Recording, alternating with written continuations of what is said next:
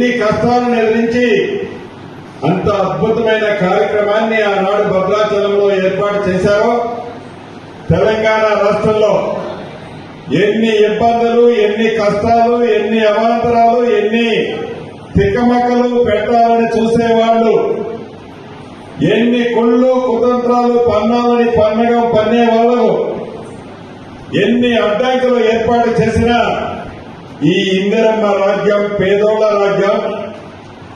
భక్త రామదాస్ గారే ఈనాటి ఈ ప్రభుత్వానికి ఆదర్శం.